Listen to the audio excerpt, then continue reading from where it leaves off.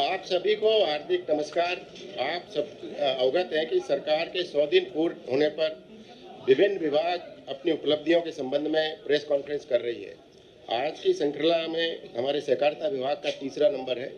आपको अवगत कराते हुए खुशी हो रही है कि भारत सरकार में भी नया मंत्रालय जुलाई 2020 में बना था। उसके साथ हम कंधे से कंधा मिलाकर हमने सारे हमारे जो टारगेट थे वो पूरे कर लिए थे। अब मैं हमारे माननीय मंत्री जी श्री JPS राठौड़ साहब से अनुरोध करूंगा कि आप सबको हमारी उपलब्धियों से अवगत कराएं। माननीय मंत्री महोदय, धन्यवाद।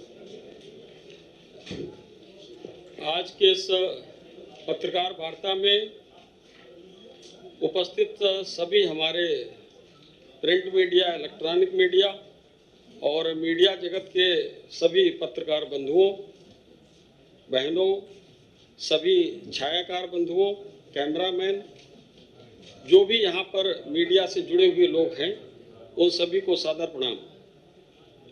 हमारे साथ यहाँ पर आदरणीय प्रमुख सचिव श्री BL मीणा जी, विशेष सचिव श्री अच्छेलाल यादव जी, अपर आयुक्त एवं अपर निबंधक श्रीमती V चंद्रकला जी और श्री KP सिंह जी और श्री मासूम अली सरवर जी उपस्थित हैं। सहकारिता विभाग की किए गए कार्यों के बारे में आप लोगों को अवगत कराने के लिए माननीय मुख्यमंत्री जी द्वारा निर्देशित किया गया है। जैसा कि अभी आदरणीय प्रमुख सचिव महोदय ने बताया कि सहकारिता के क्षेत्र को भारतीय जनता पार्टी की सरकारें कितना महत्व दे रही हैं, इसका आकलन इसी बात से लगाया जा सकता है कि सहकारिता का विभाग केंद्रीय स्तर पर एक अलग विभाग बनाया गया और जिसका मंत्री माननीय अमित शाह जी को बनाया गया। सहकारिता के क्षेत्र में कई प्रदेश अच्छा काम कर रहे हैं। उत्तर प्रदेश भी अच्छा ही नहीं, बहुत अच्छे ढंग से काम करने के लिए उत्साहित है। यहाँ पर सन 2017 से लगाकर सहकारिता के क्षेत्र में काफी अच्छी प्रगति हुई है। हमारी जो शीर्ष संस्थाएं हैं, इनमें एक संस्था UPSS उत्तर प्रदेश सहकारी उपभोक्ता सहकारी संघ को छोड़ दें तो सभी संस्थाएं हमारी लाभ में आ गई हैं। आगे आने वाले समय में इस लाभ को हमको और बढ़ाना है ताकि ज़्यादा से ज़्यादा जरूरतमंदों को हम मदद कर सकें। सहकारिता के द्वारा हम कृषकों को खाद, बीज उपलब्ध कराते हैं, कृषि उपज यानी गेहूं और धान की खरीद करते हैं, फसली ऋण का वितरण करते हैं, कृषि यंत्र या उससे जुड़े हुए जो उपक्रम हैं उसके लिए हम ऋण देते हैं, वेयर हाउसिंग की स्थापना करना, प्रोसेसिंग यूनिट की स्थापना करना, कस्टम हायरिंग सेंटर की स्थापना करना, ये सभी सहकारिता के क्षेत्र में आता है।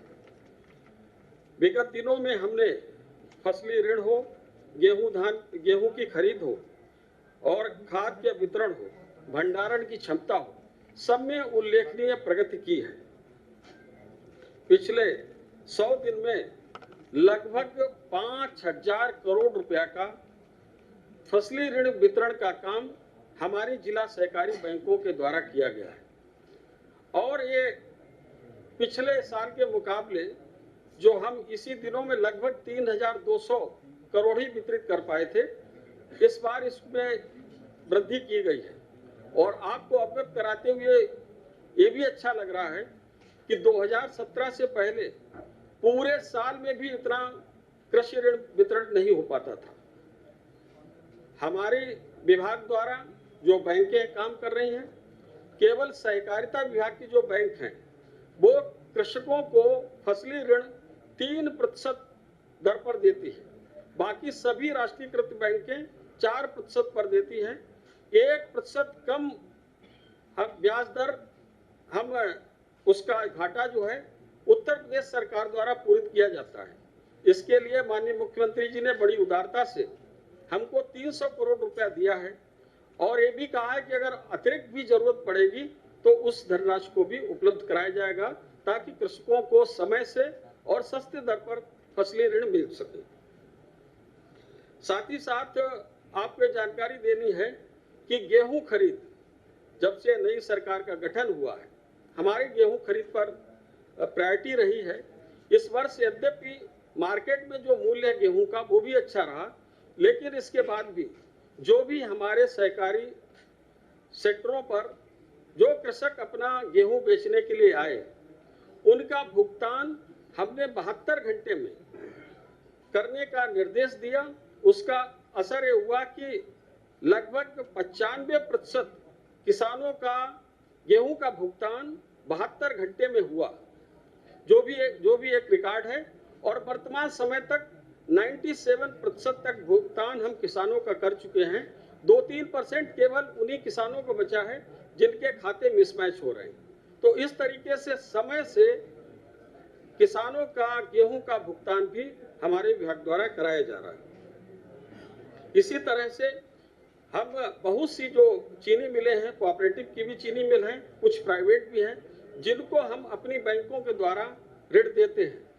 तो किसानों के जो गन्ना के भुगतान है इसको वो समय से भुगतान कर सके, इसके लेकर भी हमने 560 करोड़ रुपया उसको इनको देने का काम किया है, जिसके कारण किसानों को समय से गन्ने का भुगतान किया जा रहा है। खाद्य भंडारण के लिए उत्तर प्रदेश सरकार द्वारा हमको 150 करोड़ रुपया की धनराशि उपलब्ध कराई गई है, जिसके माध्यम से हमने 7.84 लाख मैट्रिक टन यूरिया और 4.35 लाख मैट्रिक टन फास्फेटिक खाद का भंडारण किया गया है। और ये सुनिश्चित किया है कि आगे आने वाले समय में किसी भी किसान को समय पर यूरिया और फास्फेटिक खाद उपलब्ध हो सके, किसी को कठिनाई ना हो। साथ ही साथ एक नया प्रोडक्ट इफ्को द्वारा निकाला गया है, जिसकी चर्चा हम कई बार आप लोगों के समक्ष कर भी चुके हैं। नैनो यूरिया यानी कि सॉलिड यूरिया की जगह एक लिक्विड यूरिया बनाई गई है, जो कि एक बोरी खाद के बराबर असर कारक है। और एक बोरी खाद यानी 45 किलो की जो बोरी है उसको रिप्लेस कर रहे हैं आधा लीटर की नैनो यूरिया की लिक्विड बॉटल से। 1 एकड़ में अगर एक बोरी खाद की जरूरत पड़ती है तो 1 एकड़ में इसी आधा लीटर नैनो यूरिया से हम पूरा खेती को यूरिया की मात्रा को देकर उसको पूरित कर सकते हैं। तो उसके लेकर भी हमने काफी जागरूकता अभियान चलाया। प्रदेश की सभी 823 विकास खंड हैं, प्रेस नोट में थोड़ा सा उसमें 850 गलती से प्रिंट कर दिया है टाइपिस्ट ने। तो 823 सभी विकास खंडों पर हमने कृषक संगोष्ठी कराकर नैनो यूरिया की जागरूकता के लिए एक अभियान चलाया और बहुत अच्छा उसका असर हुआ। हमने अब तक यानी 1 अप्रैल से लगाकर अब तक लगभग 15,36,000 नैनो यूरिया की बोतल का वितरण किया है, नीचे कृषकों तक बिक्री करने का काम किया गया है, जो कि लगभग 10% तक है। यानी टोटल जो हमारी खाद लगती है उसका 10% नैनो यूरिया से पूरा किया जा रहा है। इसमें हमारा लक्ष्य यह है कि हम नैनो यूरिया की क्वांटिटी को बढ़ाकर 25% तक ले जाएं। उसकी वजह यह है कि अगर हम कहीं बाहर से विदेश से अगर यूरिया को इंपोर्ट करते हैं तो लगभग 3,500 रुपए तक की सब्सिडी भारत सरकार को देनी पड़ती है और उसके बाद हमारा फॉरेन एक्सचेंज उसमें बहुत खत्म होता है। अब हम ये जो नैनो यूरिया है ये इंडिजिनस टेक्नोलॉजी से बनी हुई खाद है, इफ्को के द्वारा बनाई जा रही है। तो इसमें किसी प्रकार का हमारा फॉरेन एक्सचेंज भी नहीं लगेगा और किसी तरीके से कोई अतिरिक्त भार भी नहीं आएगा। केवल 240 रुपए में एक बोतल मिल रही है। इसको किसान अपने पानी में मिलाकर इसको स्प्रिंकलर के माध्यम से इसको छिड़काव करते हैं फसल के ऊपर। अभी इसको थोड़ी सी मात्रा इसलिए कम है, 10% तक पहुंचे हैं, क्योंकि स्प्रिंकलर की थोड़ी सी कठिनाइयां हैं। दूसरा, जो गन्ना का खेती है उसमें स्प्रिंकलर से भी छिड़काव नहीं कर सकते हैं, तो उसके लिए आगे आने वाले समय में हम ड्रोन के माध्यम से किसानों को ड्रोन उपलब्ध कराकर और गन्ने पर उससे यूरिया का छिड़काव कराएंगे। तो अभी जब वो सब चीजें हमारे पास आ जाएंगी तो इसको हम बढ़ाकर 10% से लेकर 25% तक ले जाने में सक्षम हो सकेंगे। साथ ही साथ बैंकिंग के क्षेत्र में अपने विस्तार करते हुए हमने उत्तर प्रदेश कोऑपरेटिव बैंक की, जहां जो ये बैंक 1944 में शुरू हुई थी, 1944 से लेकर आज तक केवल हमारी 27 शाखाएं थी। इनमें हमने बढ़ाकर इन पिछले 100 दिनों में इन शाखाओं की संख्या 13 और बढ़ाई है। इस प्रकार से 27 से बढ़ाकर 40 उत्तर प्रदेश कोऑपरेटिव बैंक की शाखाएं हो गई हैं। और आपको बताते हुए ये भी हर्ष हो रहा है कि इन उत्तर प्रदेश कोऑपरेटिव बैंक की सभी 40 शाखाओं में आधुनिकतम जो टेक्नोलॉजी है वो सब से लैस है। आरटीजीएस, नेफ्ट की सुविधा, इंटरनेट बैंकिंग, हर तरीके की सुविधा हमारी उत्तर प्रदेश कोऑपरेटिव बैंक में उपलब्ध है, जो कि राष्ट्रीयकृत बैंकों में उपलब्ध है। साथ ही साथ हमारा जो भंडारण की क्षमता है, जो खाद्यान्न का भंडारण करना होता है, उसकी भी क्षमता को हमने पिछले 100 दिनों में 2.2 लाख मेट्रिक टन बढ़ाने का काम किया है। इसमें 50-50 हजार के बड़े विशाल भंडार गृह, जिनको साइलो कहते हैं, स्टील साइलो, स्टील के बने हुए हैं, और पूरा एक गोडाउन जो है, गोदाम ऑटोमेटिक टेक्नोलॉजी से लैस है। यानी कि किसी ट्रेन की रैक से खाद्यान्न आएगा और ऑटोमेटिक उसमें चला जाएगा और उसका भंडारण होगा। जब उसका भंडारण से फिर से निकालना होगा तो भी ऑटोमेटिक टेक्नोलॉजी से रैक पर आ जाएगा, उसके बाद उसको कहीं तक ट्रांसपोर्ट किया जा सकेगा। तो इस प्रकार के 2 साइलो रामपुर और कन्नौज में 50-50 हजार मेट्रिक टन क्षमता के बने हैं, तो 1 लाख मेट्रिक टन क्षमता के है। इसके अलावा 1.2 लाख मेट्रिक टन क्षमता के 17 बड़े और गोदाम बनाने का काम हमारे स्टेट वेयर हाउस कॉर्पोरेशन ने किया है। साथ ही साथ और भी चीजें, छोटे छोटे गोदाम बनाने का काम भी हमारे विभाग द्वारा किया जा रहा है। एक और भी अच्छी चीज इधर हुई है कि जो WDRA है, warehouse development regulatory authority, Gati Shakti अभियान में केंद्र सरकार द्वारा किया जा रहा है, जिसमें अगर उसके प्रमाणीकरण हम करा लें तो किसान का अगर गेहूं है, धान या कोई भी उसकी फसल, कोई उपज उसके भीतर अगर हमने गोदाम में रखी हुई है तो पता चला कि उसका 200 कुंटल अगर वहां पर अनाज, उसका गेहूं रखा हुआ है, उसके बदले में वो किसी भी बैंक से जाकर ऋण ले सकता है। और उसके साथ साथ वो नेशनल लेकर इंटरनेशनल स्तर पर कहीं उसका भेजना होगा तो उसके पास ये प्रमाण रहेगा कि इसके पास 100 कुंटल, 200, 500, 1000 कुंटल है। इसको वो कहीं भी अपनी मार्केटिंग के लिए भी बातचीत कर सकता है, और जैसे जैसे उसको रिक्वायरमेंट होगी उसको हम उसकी जो अनाज है, खाद्यान्न है, उसको मुक्त करते जाएंगे। तो एक अच्छी व्यवस्था केंद्र सरकार ने दी है और उत्तर प्रदेश उसमें सबसे आगे है, प्रथम स्थान पर है, जिसने 39 लाख मेट्रिक टन क्षमता के गोदामों का प्रमाणीकरण कराने का काम पूरा कर लिया है।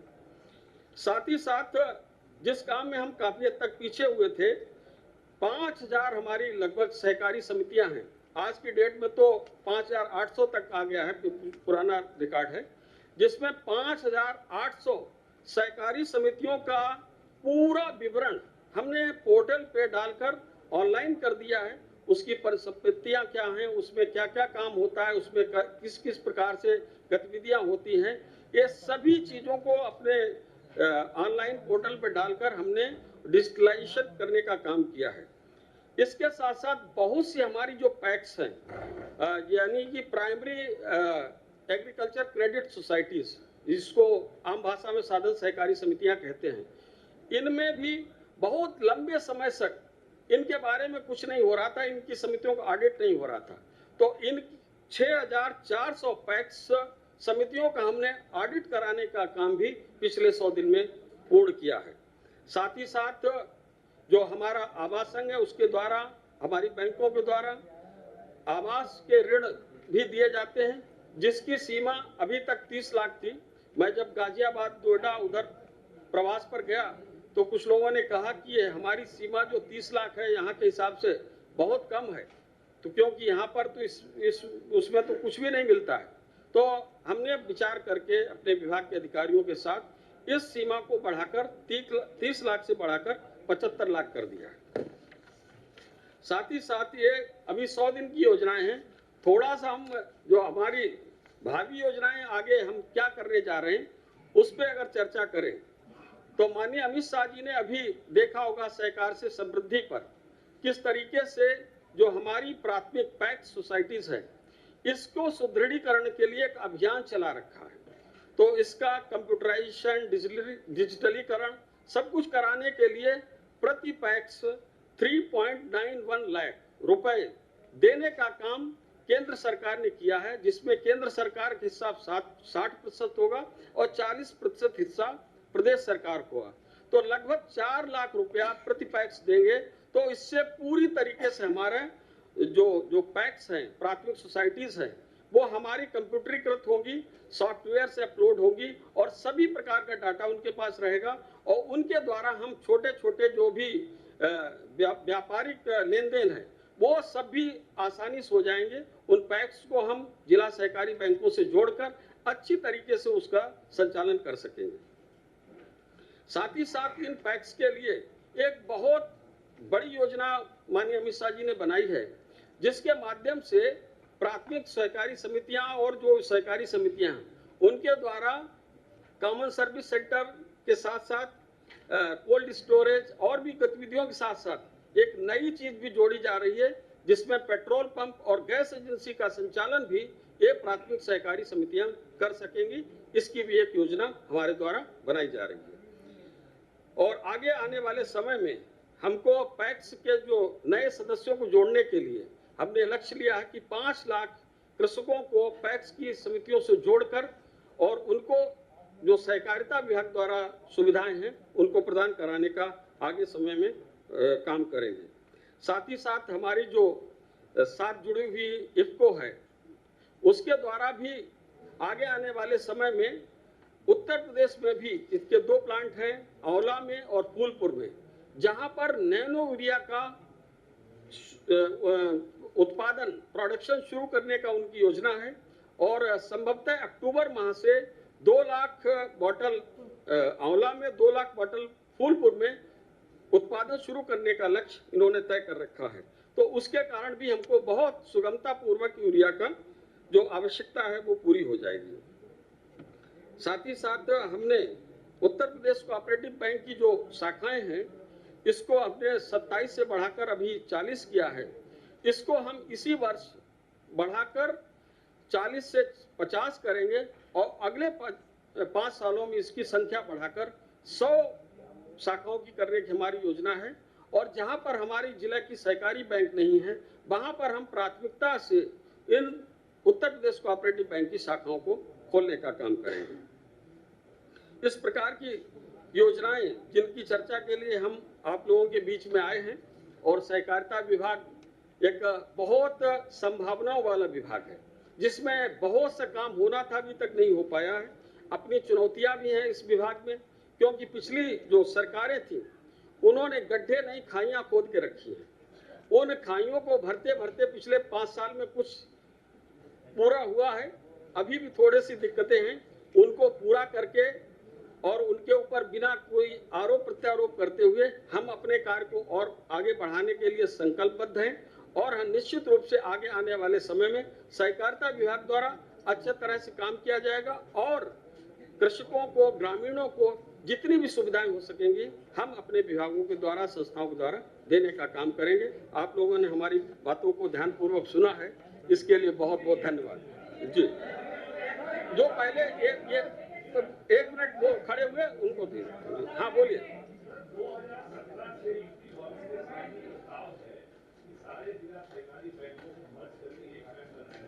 जी जी।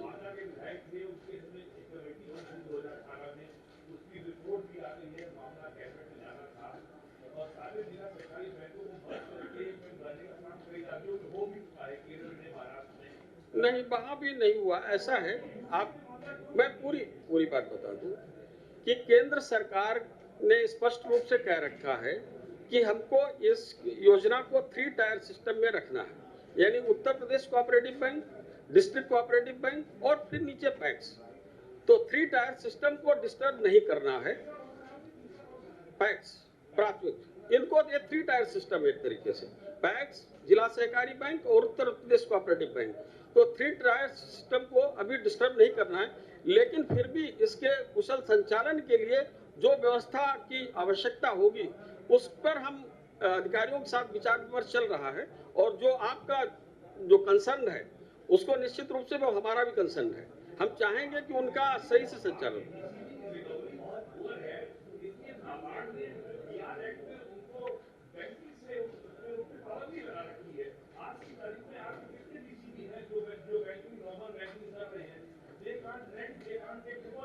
यही तो मैं कह रहा हूं कि अभी कहा क्या मैंने कि खाइयां खोद के चले गए पिछले लोग, तो वो खाइयां अभी बांट रहे धीरे धीरे। अभी उनका सुन तो लीजिए पूरी बात। जिन 16 डीसीबीज थे जिनका आरबीआई ने लाइसेंस निरस्त कर दिया था, और पिछली सरकार के समय हमारे उन लाइसेंस जो निरस्त कर दिया गया था उसको फिर से बहाल कराने का काम किया गया है, और इन बैंकों को भी सही से संचालित करने का काम आगे आने वाले समय में निश्चित रूप से करेंगे। जी पूरा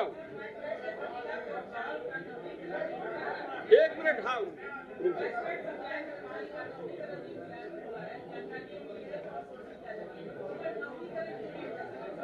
ऐसा है कि वो विषय माननीय उच्च न्यायालय के उसमें है। माननीय उच्च न्यायालय की तरफ से जो भी निर्णय आएगा उसके अनुसार काम करें। जी एक, हाँ इधर जी बताइए, आप क्या कह रहे हैं? 1 मिनट रुक जाइए। कौन रुक जा, कौन? हाँ आप बताइए क्या कह रहे हैं? 5 साल? जी जी, ये कह तो रहे हैं उसको खाई भरने का काम किया गया है। इसी वजह से आज सभी, अरे रुक तो जाओ भैया, ऐसे क्यों बात करते हैं? हम आपको इतने प्यार से बात कर रहे हैं, आराम से बात कर रहे हैं, आप इतना ज्यादा झगड़ा जिसे करने लगे। ऐसा नहीं है, पिछले 5 सालों में बहुत काम हुए हैं। मैं तो कह रहा हूँ डिस्ट्रिक्ट कोऑपरेटिव बैंक के लिए भी ये बात हुई ना कि 16 बैंकों के लाइसेंस निरस्त हो गए थे, हमने लाइसेंस को बहाल कराया। पिछले 5 सालों में अगर प्रयास नहीं होते लाइसेंस क्यों बहाल होते? 1000 करोड़ रुपया प्रदेश सरकार को देना पड़ा। जी बताइए। नहीं, हम वही पूरी तरीके स्वदेशी, पूरी तरीके स्वदेशी नैनो रियाज आप पढ़ लीजिए पूरी तरीके से। केवल किसी देश, भारत के अलावा कोई देश नैनो यूरिया नहीं बना रहा है। जी बताइए। हाँ वो देर पूछ रहे, बताइए बताइए। 1 मिनट थोड़ा सुनने दीजिए।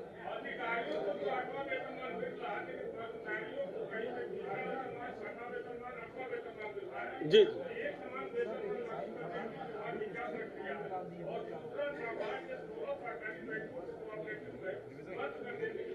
जी, एक बात पूछ लो पहले। एक बात ऐसा है कि जो पहला प्रश्न पूछा आपने कि हमारी जो कोऑपरेटिव की जो भी संस्थाएं हैं वो स्वयं कमाती हैं और स्वयं उसके द्वारा उसको वेतन बांटने का काम किया जाता है। तो हमने निर्णय कर चुके हैं कि जो जो संस्थाएं लाभ में हैं उनको 6वां, 7वां, 8वां, 10वां वेतनमान दे देंगे, कोई दिक्कत नहीं, नियमानुसार जो भी हो। लेकिन जो घाटे में है हम कहां से उसको पूरा करें, ये समस्या है। जी बताइए। अरे हाँ पूछे, 1 मिनट। जी जी जी, सभी के लाइसेंस बहाल हो चुके हैं। लाइसेंस सभी के बहाल हो चुके हैं, सभी के लाइसेंस बहाल हो चुके हैं। लिक्विडेशन में है सर, वो लिक्विडेशन में ही नहीं हो पाएगा। हाँ जी, एक प्रमुख सचिव महोदय कुछ बताना चाहते हैं। 1 मिनट, एक मिनट, इनका विषय पूरा हो जाएगा। 1 मिनट, इनकी बात पूरी हो जाए। 16 बैंकों के बारे में अवगत कराना है कि 16 बैंकों में से 10 बैंक प्रॉफिट में साल आ गए, बचे हुए 6 बैंक पिछले 20 साल में पहली बार कोई 1 लाख का लोन दिया, कोई 2 लाख का लोन दिया, पहली बार दिया। हमारे यूपी कोऑपरेटिव बैंक ने 600 करोड़ रुपया, जिसको रिकैपिटलाइजेशन कहते हैं, वो कमजोर बैंकों को ट्रांसफर कर दिया है। और नाबार्ड और आरबीआई की हमारी मीटिंग होती है। नाबार्ड और आरबीआई के अधिकारी बॉम्बे से आए और उन्होंने हमारे काम पे बहुत खुशी जाहिर की। इस प्रकार के बैंक जम्मू कश्मीर में, महाराष्ट्र में, तमिलनाडु में 2-3 बैंक थे। हमारे जो बैंक हैं वो सबसे अच्छा काम कर रहे हैं। 10 बैंक प्रॉफिट में आ गए, 6 बैंक भी अगले साल प्रॉफिट में आ जाएंगे। चलिए, आप संतोषजनक है। ये पिछला सरकार क्या कर रही थी, ये पहले से थे, इसलिए इनको जानकारी है। जी बताइए, एक मिनट। आपका विषय एक प्रश्न हो चुका है, आपका हो चुका, आप पूछिए। जी जी जी, हाँ जी। देखिए, ऐसा है कि दोनों चीजें आवश्यकता है। प्राकृतिक खेती भी करेंगे और यूरिया के द्वारा भी जो खाद्यान्न की पूर्ति है वो पूर्ण करना हो। आप अगर नहीं हो तो वहां पर पढ़ लीजिए श्रीलंका में क्या हुआ। उन्होंने इस प्रकार से खाद को बंद करने का काम किया है और उनकी अर्थव्यवस्था गड़बड़ हो गई। तो हम दोनों चीजों को साथ साथ चलाएंगे। जी हाँ, बोलिए।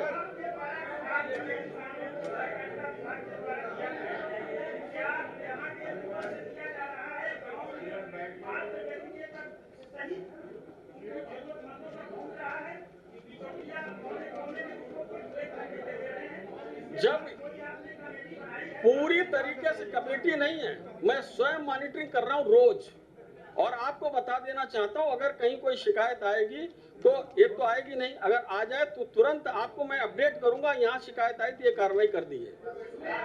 निश्चित रहिए, कोशिश करेंगे, कोशिश करेंगे, पूरी बात होगी, जल्दी से हो जाएगा, हो जाएगा। कहीं समस्या है बताना। जी जी बताइए। हाँ, पूछिए पूछिए। हाँ, पूछिए तेज करो।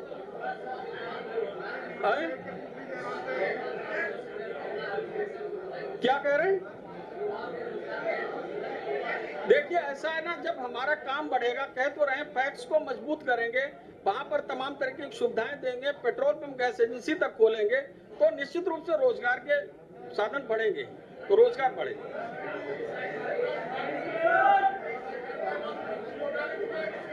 जी क्या कह रहे हैं? थोड़ा तेज बोलिए भाई, शांत, थोड़ा सा शांत हो जाए। जी, इनको बोलने दीजिए भाई, एक ही लोग बोले। हाँ बोलिए, मैं सुन नहीं पाया आपको, सुन नहीं पा रहा हूँ। एक लोग बोलो भाई, एक लोग बोलिए। क्या क्या पूछ रहा है आप बताइए। मिलेगी यूरिया भाई, जब यूरिया संकट है तब पूछना, मैं क्यों चला थोड़ी जाऊंगा विलायत, मैं तो यही रहने वाला हूँ। जब संकट आए तो पूछ रहा मुझसे। जी बताइए। हाँ बताइए। जी जी जी जी जी जी।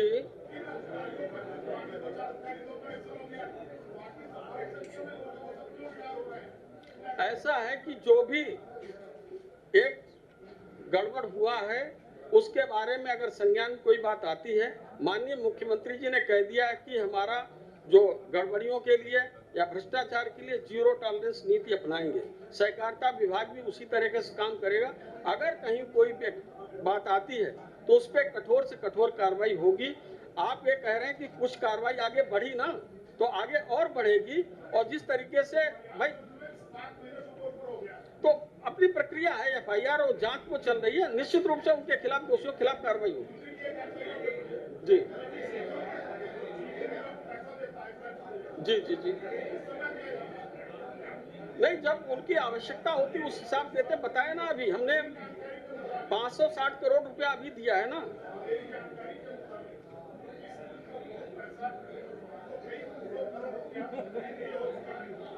चलो बोलते,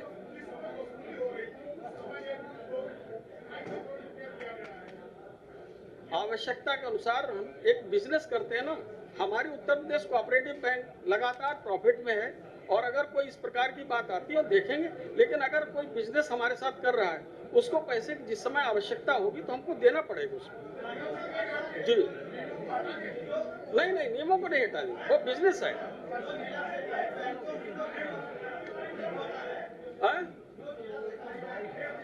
जी जी जी, अभी उसको ठीक करना है, ठीक करेंगे, ठीक करेंगे। आपका सही प्रश्न है, सही प्रश्न। 8,000 इस बार 8,000 करोड़ हुई है और आप सब लोग 1,000 करोड़ ज्यादा हुई है और आप पिछली बार से 1,000 करोड़ ज्यादा रिकवरी की है। हमारी एलडीबीए ने भी ज्यादा रिकवरी की है, डीसीबीज ने भी ज्यादा किया है और आगे आने वाले समय में इसको और बढ़ाएंगे। लेकिन आप सब समझते हैं कि किसानों से पैसा लेना इतना आसान नहीं होता है, उनका उत्पीड़न भी नहीं कर सकते हम लोग, तो धीरे धीरे उनसे ले रहे हैं। धन्यवाद, सब बातें आ गई आप लोगों को। धन्यवाद, धन्यवाद, चलिए नमस्कार, धन्यवाद, धन्यवाद। लाल वाला दबा दीजिए, बंद हो जाएगा। ऐसे नहीं, ऊपर लाल वाला जो